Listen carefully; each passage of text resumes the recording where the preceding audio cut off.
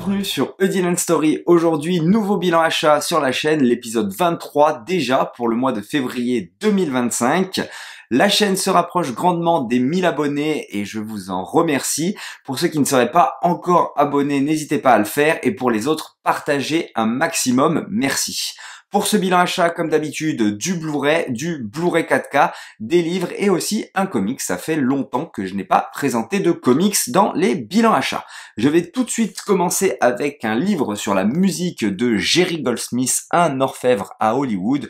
Parce que oui, j'apprécie grandement la musique dans les films évidemment, mais comme vous tous, j'imagine, passionnés de films. Et actuellement, j'écoute un excellent podcast qui s'appelle Total Tracks, où les intervenants sont vraiment excellent et je rattrape absolument tout le podcast que j'ai découvert fin d'année 2024 et c'est juste passionnant. Donc j'en suis vers les épisodes où justement il présente ce fameux livre, donc je me le suis procuré. Jerry Goldsmith, c'est pas quelqu'un que je connais particulièrement, donc il a fait la musique de La Planète des Singes entre autres et Le 8e passager, mais pas que, hein, il en a fait énormément, notamment The Omen, La Malédiction en français, pour laquelle il avait gagné l'Oscar de la meilleure musique. Donc voilà, un livre qui revient sur la carrière de Jerry Goldsmith.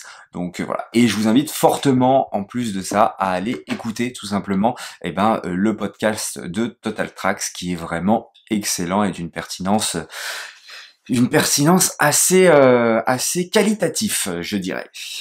Et je vais enchaîner ensuite avec du Patrick Ness, le roman de quelques minutes après minuit, mais pas que, parce qu'il y a aussi les secrets du tournage du film événement. Donc pour ceux qui auraient vu le précédent bilan achat, bon déjà pour ceux qui ne l'auraient pas vu, vous allez aller voir le précédent bilan achat évidemment, mais vous avez pu voir que j'ai acheté le film de Bayona, que j'avais peut-être pas vu d'ailleurs dans l'épisode présent. Je l'ai vu entre temps, et évidemment j'ai versé ma petite larme, et donc ça m'a donné envie justement de lire le livre et d'en découvrir un petit peu plus, et je me suis rendu compte qu'il y avait une combinaison de ce livre avec le roman original. En plus je crois qu'il y a des illustrations par moment, alors non pas forcément.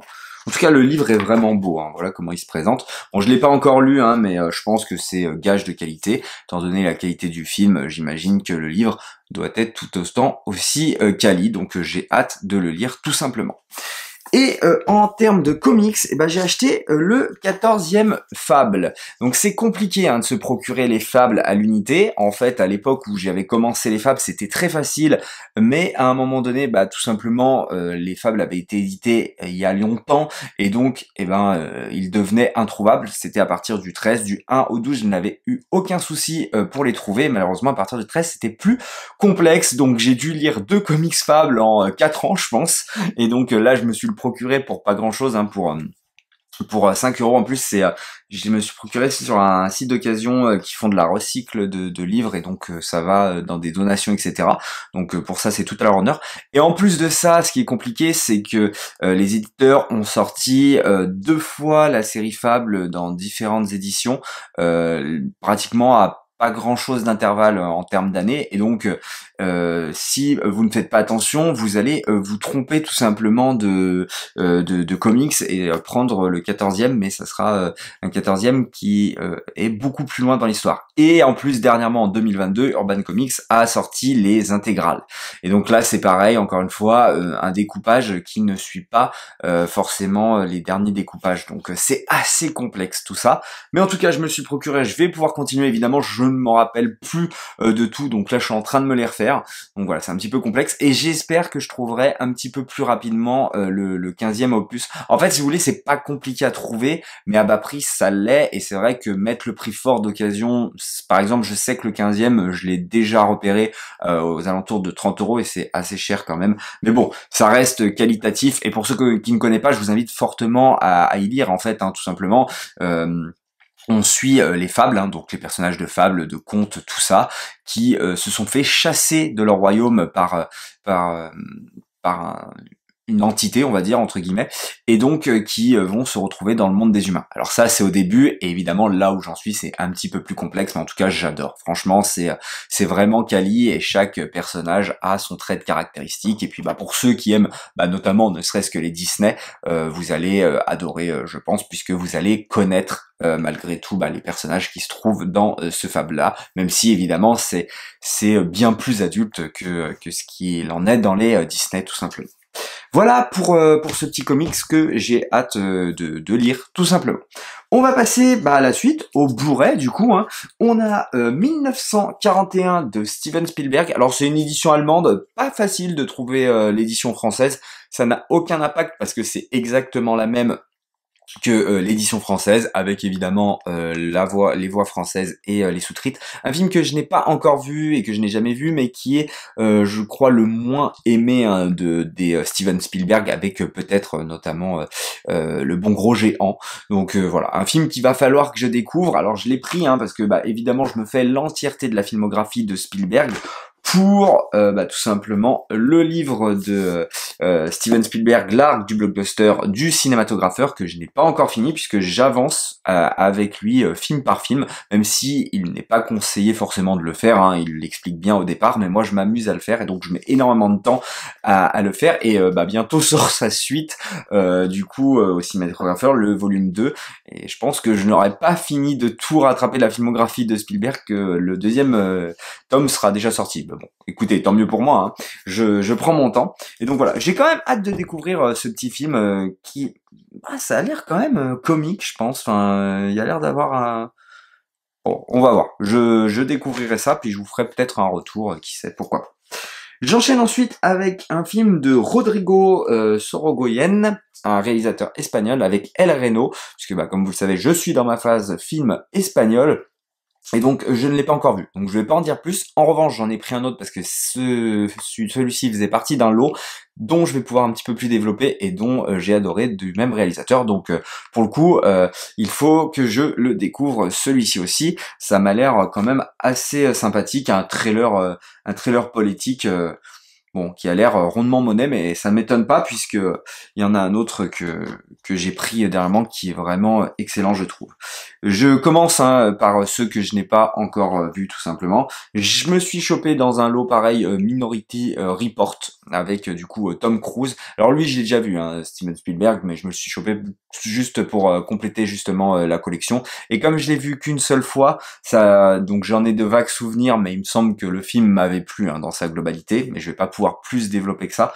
C'est un film quand même qu'il va falloir que je revoie justement avant le décryptage du cinématographeur dans son livre, parce que franchement, j'en ai que de vagues souvenirs. Voilà. Je pense que le petit chat est totalement d'accord avec moi. Voilà pour Minority Report, mais qui m'avait laissé en tout cas un bon souvenir à l'époque, et j'ai hâte tout simplement de le découvrir. Il est pas sorti celui-ci en 4K d'ailleurs. Bon, dommage. Ça aurait été plutôt pas mal. Je pense que ça sera fait un de ces jours. À partir de là, j'ai vu tous les Blu-ray que je vais vous présenter. Dragon, une petite dédicace à Seb pour ceux qui, s'ils regardent pardon cette vidéo, c'est lui qui m'avait fait découvrir ce dessin animé. Bientôt le film dont je n'attends pas énormément de choses puisque étant donné qu'on a ce dessin animé et qui se suffit largement à lui-même, c'est vraiment je trouve une très belle aventure, une belle histoire entre ce jeune garçon et tout simplement ce dragon. Voilà, je trouve que bah, déjà la musique est excellente d'ailleurs de John Powell, hein, je crois que c'est ça doit être John Powell, c'est réalisé par Chris Sanders et la musique est de John Powell, ouais c'est ça, la musique est fabuleuse, l'animation aussi marche très très bien, le combat final je le trouve visuellement de toute beauté, et puis bah notamment la manière dont le dragon de comment il s'appelle de Harold, voilà, se déplace et les boules de feu, je trouve qui sont très esthétiques, donc ouais, le film est vraiment gage de qualité, et je trouve qu'il y a en plus de bonnes thématiques abordées dans le film, notamment la relation père-fils entre Harold et son père, notamment la différence, hein, lui qui n'accepte pas que son fils ne soit pas comme lui et pense différemment que lui, mais aussi de voir que on peut justement, ce qui nous fait peur on peut justement s'en servir et le retourner à notre avantage, etc. Bah, notamment la relation entre Harold et son dragon, tout ça. Enfin, il y a énormément de thématiques sympathiques abordées dans le film. C'est rapide, c'est efficace. Et je ne trouve pas ça très pertinent pour le coup de faire forcément un remake. Mais bon, je pense que ça va être gage de qualité s'ils suivent la grande ligne narratrice de ce dernier. Évidemment, il y en a 3, mais je suis moins fan quand même, il me semble, du troisième. J'avais bien aimé le 2. Bon, faudrait peut-être que je me les procure un de ces jours. Et n'hésitez pas d'ailleurs à faire un tour sur la chaîne de mon pote Sébastien. C'est RN Sébastien. Et bah, je la mets dans ma description, sa chaîne, tout simplement. On enchaîne avec, justement, le deuxième film de Rodrigo Sorogoyen, As Bistas, alors je sais pas si je le prononce bien, et en fait avec un casting en partie français, hein, puisqu'on a du coup Marina Foïs, voilà, une actrice que j'apprécie particulièrement, et on a Denis Ménochet, et Denis Ménochet, quand je commence le film, il me dit quelque chose, et effectivement c'est l'acteur qui joue dans Inglourious Basterds, tout simplement, de Quentin Tarantino, et donc là en fait on est sur un film où on est avec un couple français qui tout simplement cultivent la terre en Espagne et vont avoir un conflit d'intérêts avec des voisins en particulier qui vont s'avérer assez menaçants parce que ces derniers ne vont pas accepter de vendre tout simplement leur bout de terre pour la construction d'éoliennes et donc des voisins en partie racistes et on est vraiment sur un trailer qui, je ne pensais pas partir aussi loin. Alors déjà, les acteurs sont tous gages de qualité, mais aussi le film remet en question même le point de vue du personnage principal à un moment donné dans le film. Et j'adore parce que il ne se met pas toujours en partie avec le couple français. À un moment donné, le film va quand même basculer et tu vas être en accord avec les protagonistes. Mais bon, pas évidemment sur la totalité du film, mais en tout cas ça marche merveilleusement bien et en plus de ça le film est magnifique étant donné que les décors sont sublimes, hein. On est vraiment dans la forêt, la montagne espagnole et donc on a des paysages vraiment grandioses et vraiment de haute qualité, donc une très belle photographie. Je dirais un très bon jeu d'acteur et ouais un film coup de poing qui te met vraiment une claque et tu te dis ah ouais je pensais pas que ça partirait aussi loin et encore une fois un petit peu comme Dragon hein, d'ailleurs avec pas mal de thématiques abordées qui fonctionnent très très bien et donc c'est pour ça que j'ai hâte de découvrir quand même El Reno et même le reste de la filmographie de Rodrigo Sorogoyen parce que franchement, j'ai été bluffé par ce dernier, un film que je reverrai avec grand plaisir évidemment. C'est vrai que je vous le dis pas, mais en fait, je prends beaucoup de lots Blu-ray, notamment sur le Bon Coin. J'essaye de prendre en gros, et donc bon, je regarde des films qui me plaisent pas forcément, mais ceux-ci, je vous les présente pas parce qu'en fait, je les garde pas dans ma collection, je les revends tout simplement. Donc voilà. J'enchaîne ensuite avec un film alors qui n'a rien à voir, dont j'ai chopé sur un lot et dont j'ai été surpris. C'est Super Héros malgré lui de Philippe Lachaud. Déjà vous connaissez mon amour quand même pour les super-héros, hein, le MCU, DCU, même Marvel en général, donc les comics hein, qui sont derrière moi, tout ça. Je suis très très bon client déjà de base, mais là en fait on a tout simplement un Philippe Lachaud qui va les parodier et franchement je me suis surpris à beaucoup rigoler devant ce film. Mais c'est vrai que Lachaud c'est quelqu'un qui me fait rire. J'avais déjà apprécié son Nicky Larson. J'avais passé un bon moment, pas au point de l'avoir dans ma collection, et je m'étais beaucoup amusé aussi devant les babysitting, mais pareil, pas au point forcément de les avoir dans ma collection. Bon, là pour le coup, j'ai pas forcément envie de le revendre parce que c'est un film que je vais prendre plaisir à revoir vraiment parce que c'est tellement absurde et des fois c'est tellement fin, tellement bien trouvé l'humour que ça me fait rire quoi. Puis ça parle à nous, quoi, à notre génération qui ont grandi avec du Marvel. Là, on peut pas faire mieux. Et donc, il y a plein de références, notamment Professeur X, etc. Mais des références drôles, évidemment, absurdes. Et ça marche, ouais, ça marche très très bien. Et le film m'a beaucoup fait marrer. Alors évidemment, hein, c'est avec la bande à Fifi, hein, donc on retrouve toujours les mêmes acteurs. Mais je trouve des acteurs qui sont on sent qu'ils dégagent une certaine dynamique entre eux et que bah les gags sont trouvés entre eux et c'est très très bien réfléchi et très bien trouvé. Et évidemment, alors faut aimer l'humour un petit peu absurde mais moi c'est vrai que c'est quelque chose qui me fait beaucoup rire et d'ailleurs je regrettais de pas l'avoir vu avec mon frère parce que du coup mon frère était venu le lendemain chez moi que je l'avais vu mais je lui ai montré des extraits, j'étais obligé parce que voilà, c'est des films ça où on se marre mais c'est ouais, voilà. Bon bah j'ai bien aimé Super Héros malgré lui, je me suis bien marré donc voilà, il est dans ma collection tout simplement avec grand plaisir. Et je me demande si je vais le ranger du côté des films français ou des côtés des films de super-héros. Non quand même, faut pas déconner. Dans un même lot, hein, bon, c'était un gros lot, hein, d'ailleurs je vous ai pas tout présenté parce que je n'ai pas encore tout vu et je ne sais pas encore ce que je vais garder ou non, donc ça sera peut-être le mois prochain que je vous présenterai la suite de cet énorme lot, mais j'enchaîne du coup avec les Creed 2 et Creed 3. Alors Creed 2, j'avais moins apprécié quand même hein, que le premier opus. Là on retrouve comment il s'appelle on retrouve Rocky mais on retrouve aussi surtout l'ennemi de Rocky mince j'ai zappé son nom Dolph Lundgren et c'était bah, l'ennemi russe, comment il s'appelle l'ennemi russe, et qui va devoir tout simplement boxer face à son fils. Bon, vous l'avez compris, le film m'a moins marqué quand même. Bon, il faut que je le revoie quand même, mais bon, ça fait partie de la collection, ça complète, hein, j'ai le premier, autant les avoir les autres. D'ailleurs, j'ai que le premier Rocky, il faudrait tous que je les complète. En plus, ils sont tous sortis en 4K, donc peut-être passer justement du Blu-ray au 4K, à voir. D'ailleurs, les deux premiers, le premier Creed, je l'ai en 4K et non en Blu-ray. Mais bon, c'était dans le lot, donc je me suis dit, allez, je les chope. Et surtout que bah, j'avais adoré le Creed de Michael B. Jordan. Moi, vraiment, c'est un film qui m'a beaucoup plu, pour le coup, bien plus que Creed. Il m'a bien plus marqué, de par sa mise en scène, de par aussi l'ennemi, en fait, hein, de Creed, qui, pour moi, va être assez pertinent, je trouve, joué par Jonathan Majors. Bon, malheureusement, Jonathan Majors, hein, il a fait les conneries qu'il a faites, hein, malheureusement pour lui, hein, tant pis pour lui, il avait pas qu'à faire ces conneries-là. Bon, c'est un excellent acteur et du coup, bah, je trouve que ça marche très très bien leur rivalité et le combat final et notamment les choix de mise en scène de Michael B. Jordan. Donc voilà, c'est un film qui m'a plutôt plu.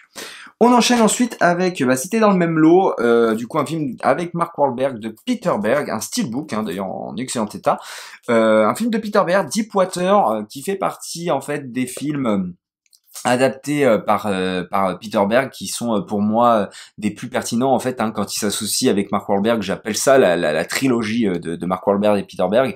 Donc on a Du sang et des larmes, Track à Boston que je vous invite absolument à voir, et Du sang et des larmes aussi d'ailleurs, et à lire le livre aussi. Je trouve que c'est des films excellents, et bah, ce dernier aussi, Deepwater, qui est dans la même lignée hein, où on suit bah, en fait toujours en quelque part, alors un peu moins dans Track à Boston et Du sang et des larmes, mais on va dire quand même que c'est des gens du quotidien hein, et qui va mettre en scène donc toujours Mark Wahlberg comme étant le héros américain. Donc dans Track à Boston c'est un policier, dans Du sang et des larmes c'est un gars de la Navy Seals, et dans ce dernier bah c'est un gars, un citoyen américain qui travaille sur cette fameuse plateforme pétrolière.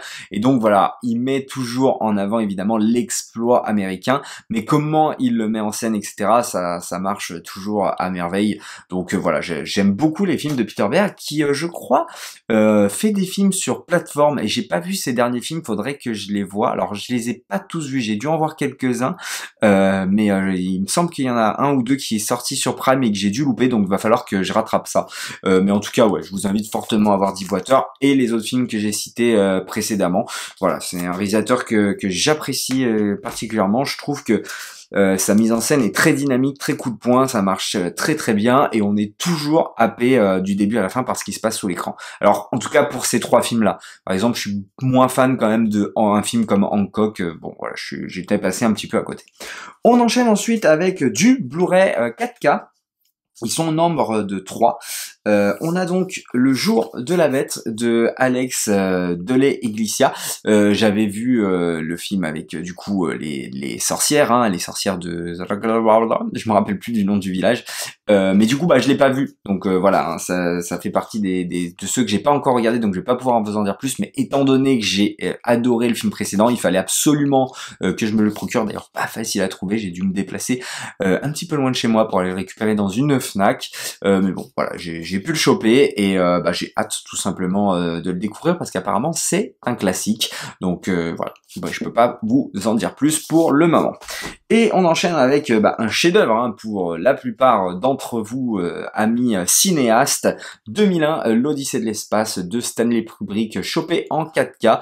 Et je me le suis procuré. Je me suis dit quand même qu'il fallait que je redonne la chance au film parce que oui, pour ceux qui le savent, en fait, évidemment, je vois la prouesse technique, etc., mais je m'ennuie profondément devant 2001, l'Odyssée de l'espace, comme d'ailleurs, je n'ai absolument pas peur devant Shining, et même si les deux films, je vois la prouesse technique, mais c'est pas des films que j'apprécie lors de mon visionnage. Alors, Shining, c'est un film que j'ai vu plusieurs fois, donc je suis assez catégorique. L'Odyssée de l'espace, je l'ai vu qu'une seule fois, et là, du coup, je vais lui redonner sa chance, en plus, normalement dans la meilleure des qualités possibles.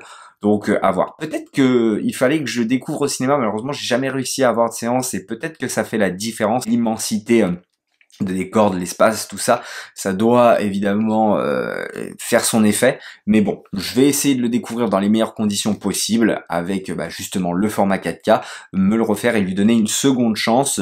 Est-ce que le film va encore une nouvelle fois m'ennuyer ou non? À voir. Mais en tout cas, bon, je lui donne une seconde chance. Et voilà, je pense que je sens que c'est assez lourd. Ouais, il y a des bonus, hein. Il y a un CD de bonus, donc à voir, peut-être que je m'y colle. Et c'est vrai que j'ai un petit peu de mal avec Kubrick, bien que j'y vois évidemment toutes ses qualités de réalisateur. Voilà, il y a Spartacus que j'apprécie particulièrement, mais bon, c'est vrai que j'en ai pas vu 10 000 non plus, hein. J'ai dû en voir 4 ou 5. Mais hormis Spartacus, justement, si, il y a aussi... Jour de gloire, je crois, Pass of Glory avec, je l'ai en VO celui-ci, intégral avec Kirk Douglas, que vraiment c'est un petit bijou celui-ci aussi, que je vous invite fortement à regarder. Et pour finir, celui-ci je l'ai vu pour le coup, et hop, ça faisait longtemps que je voulais me le procurer, bon pour compléter, vous l'aurez compris, la collection avec Bayona tout simplement, Jurassic World Fallen Kingdom, qui est mon préféré moi personnellement, Jurassic World, parce que contrairement à celui de Colin Trevorrow, aux deux d'ailleurs de Colin Trevorrow, même si le premier, je l'apprécie plutôt aussi, hein, faut dire, notamment voir le parc justement mis en fonction et tout ça, moi je trouve que ça marche plutôt bien, mais celui-ci, ce que j'aime particulièrement, c'est la mise en scène tout simplement de Bayona, parce que pour moi, il y a des vrais moments de mise en scène qui n'ont pas lieu notamment dans le troisième opus, c'est une certitude, mais même dans le précédent, et notamment des moments de mise en scène d'émotion, que ce soit d'émotion où je vais verser ma petite larme parce que ça me fait toujours pareil, et je l'ai pas revu depuis le ciné, mais je m'étais fait une séance en IMAX justement au Pâté Carré de Soie, et pour ceux qui connaissent, donc c'est dans les banlieues lyonnaises, et vraiment vraiment j'avais kiffé ma séance, non pas par son scénario, parce que le scénario justement c'est ce qui fait le défaut de ce film, mais pour le coup quand justement les dinosaures sur cette fameuse île se fait exterminer, hein, on comprend qu'ils ne vont pas survivre à cause du volcan, tout simplement cette scène me rappelle en fait ce qui leur est arrivé en quelque sorte, et donc je suis obligé de verser ma petite larme, et aussi le côté horrifique, hein, avec ce raptor modifié où on a vraiment une scène horrifique et donc qui fait vraiment flipper, et donc c'est tout à son honneur. Malgré tout, on va pas se le cacher, c'est pas le scénario de l'année non plus. Évidemment, le film penche par son scénario, mais est sauvé en quelque sorte par la mise en scène de Bayona, et c'est pour ça que je préfère revoir celui-ci que le premier opus. Bon, le dernier, je n'ai aucunement envie de le revoir, et je pense pas que je le reverrai de toute façon.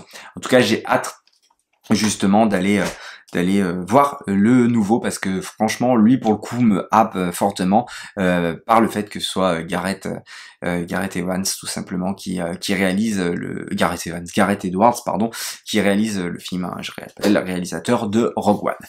Voilà pour ce bilan achat, j'espère qu'il vous aura plu, hein. N'hésitez pas à me dire dans les commentaires qu'est-ce que vous en avez pensé, me dire vous qu'est-ce que vous avez acheté bien évidemment le mois dernier, likez, partagez et abonnez-vous, et comme d'habitude on se dit à la prochaine pour une prochaine histoire.